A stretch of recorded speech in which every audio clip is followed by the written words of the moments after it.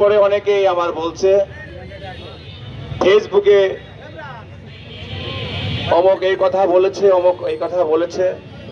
ফেসবুকে কিটা কি বললো এটা নিয়ে কোনো মাথা ঘামানোর কোনো আমাদের দরকার নাই।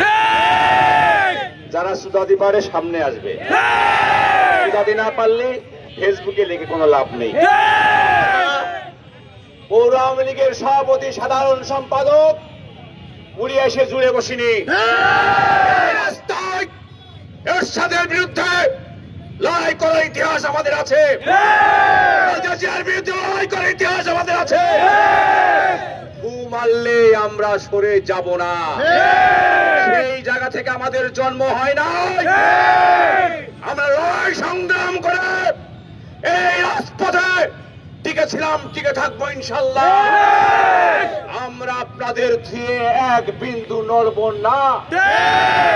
আমরা অন্যায়ের বিরুদ্ধে, অপশক্তির বিরুদ্ধে লড়াই সংগ্রাম করার ইতিহাস কাঁধে নিয়ে আমরা রাস্তায় নেমেছি। আমি জানি এই আন্দোলনের পরিসমাপ্তি আমরা ঘটাবই এবং সাইদুল করিম মিন্টু এই ঝিনাইদহের রাজপথে আবার আসবে।